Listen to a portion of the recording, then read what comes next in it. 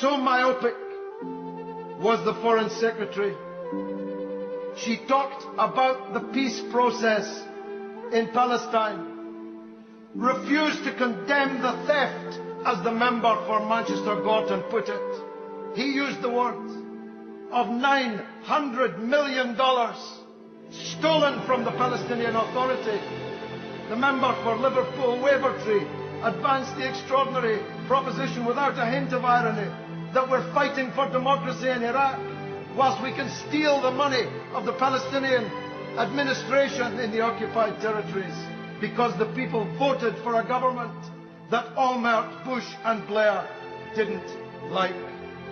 So myopic was the Foreign Secretary's view that she prayed in aid an opinion poll from Basra, which told us that the people had every confidence in the police. That's the same police we had to send the British government in to blow up a police station and kill umpteen Iraqi policemen because we said they were about to massacre the prisoners in their jails. She prayed in aid the Iraqi government, a virtual government, as saying even the Iraqi government, more importantly the Iraqi government, do not consider that they have a civil war.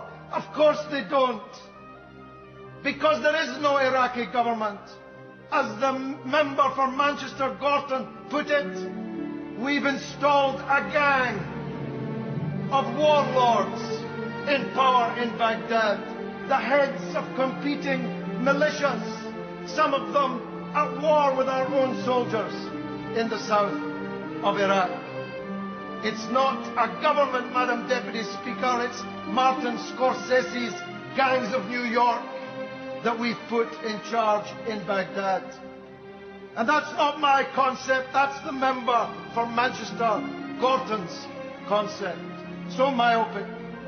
She had her finger out and wagging at Iran, warning Iran of what it must do or must not do in terms of nuclear weapons, when she's the Foreign Secretary of a government about to spend £75 billion on our own nuclear weapons, a government that declares itself the best friend of Israel, which has hundreds of nuclear weapons and refuses to sign the Non-Proliferation Treaty, which says nothing about Pakistan, a military dictatorship, acquiring nuclear weapons.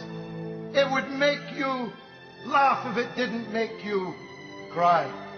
But most serious of all was the extent to which she sought to lull us to sleepwalk into a coming conflict with Iran, invited by one of our colleagues to describe, as the former Foreign Secretary had, an attack on Iran as inconceivable. She refused, preferring instead the formulation that no one is contemplating it. But they are contemplating it. Israel has a war plan carefully worked out to do it. American generals, as we know from the journalism of Seymour Hersh, the greatest of all American journalists who brought us the stories from Vietnam, have to the nth degree worked out an attack upon Iran. She says that we stand by our soldiers. We stand by them so much. We pay them so little. We had to give them a Christmas bonus to make up their wages.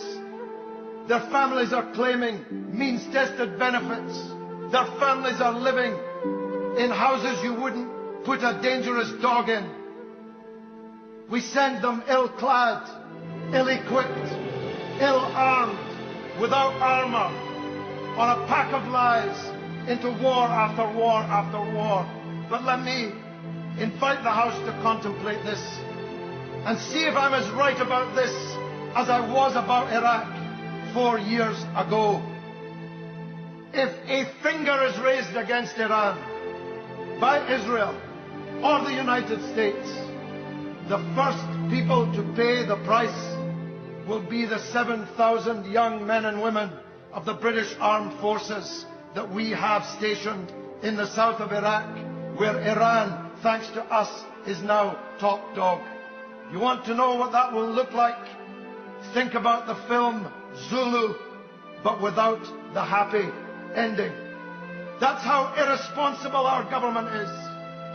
They're part of an axis which is contemplating a war against a country we have made powerful, in a place where we have our soldiers standing in a thin red line in the sand.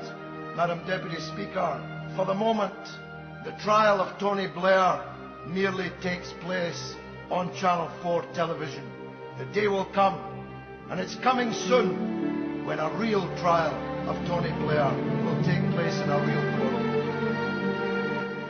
No president should fear public scrutiny of his program, for from that scrutiny comes understanding, and from that understanding comes support or opposition, and both are necessary. This administration intends to be candid about its errors, for as a wise man once said, an error doesn't become a mistake until you refuse to correct it. We intend to accept full responsibility for our errors, and we expect you to point them out when we miss them. Without debate, without criticism, no administration and no country can succeed, and no republic can survive. That is why the Athenian lawmaker Solon decreed it a crime for any citizen to shrink from controversy. And that is why our press was protected by the First Amendment, the only business in America specifically protected by the Constitution, not primarily